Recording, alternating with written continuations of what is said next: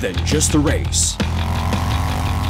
Manibela Challenge is a competition with purpose, uniting riders driven by heart for charity.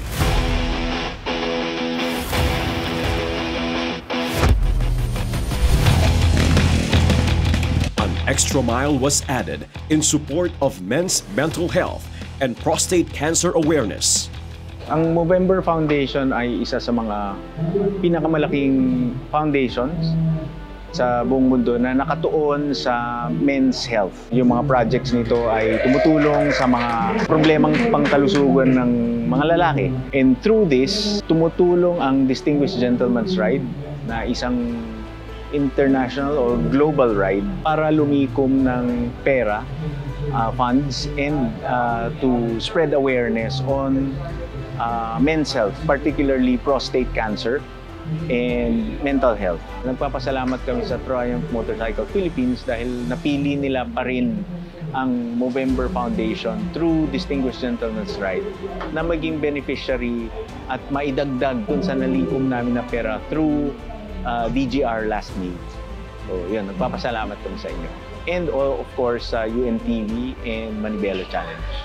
Your perseverance have given hope to both our young ones and aging adults. Pag sinabi mong Lingap Balen, that time we are taking care of kids. Before we started on long project, feeding program years, tututukan. So kung malnourished, kung kulang sa timbang ang bata, pero may pamilya, kukunin namin maghapon. So the mother, the parents will bring them sa foundation.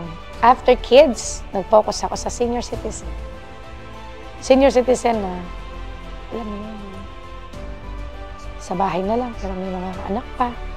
Senior citizen na pag nagkasakit, may mga trabaho yung anak, kaya lang may kanya-kanya ng pamilya. Senior citizen na kailangan maggamot pero hindi makabili ng gamot. Right now po ay meron kami nasimulang programa sa livelihood.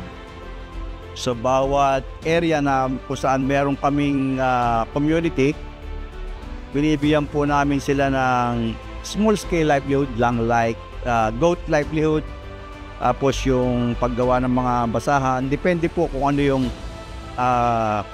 maganda sa area nila. So binibigyan namin sila ng puhunan, ito ay grant, pero at the same time, binibigyan din namin sila ng training para maging matagumpay sa livelihood dito. Ang number one beneficiary namin dito, mga byuda at saka senior citizen. Namatayan na asawa, ang laking kawalan nito, especially sa economic ng pamilya. So yun ang number one consideration namin. Bibigyan namin sila ng panimula muli para ma-uplift yung kanilang dangal at magkaroon sila ng panimula sa paghahanap buhay. Your big hearts brought comfort to people with disabilities. Through your kindness, they have felt seen, valued, and supported in ways that go beyond physical assistance.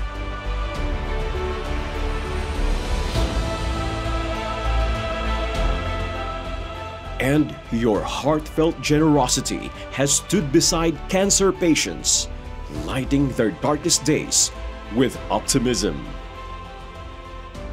Si Bahay Aruga po is established po noong January 31, 2014 by my tita po, the founding president po of Bahay Aruga Inc., si Tita Mayet Bonilla. So 10 years na po in service si Bahay Aruga na nagpo-provide po ng free shelter house sa lahat ng pediatric cancer patients all over the Philippines.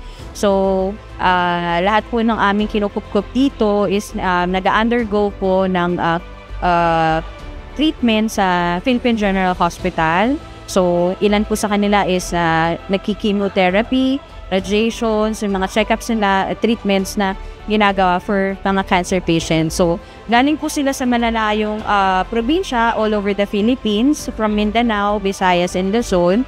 And then, lumuwas po sila dito sa Manila para magpagamot at yun nga, para mabigyan ng treatment yung kanilang mga anak. ang charity event na ginawa ng Manivela Challenge is malaking tulong po for our sustainability. Napakalaking tulong at marami ang matutulungan pong mga bata, especially ang mga cancer patients and yung carers namin. To our Manivela Challenge riders, this is the difference you are making. The charity waiting at the finish line. Ito ang tunay na ride ng buhay.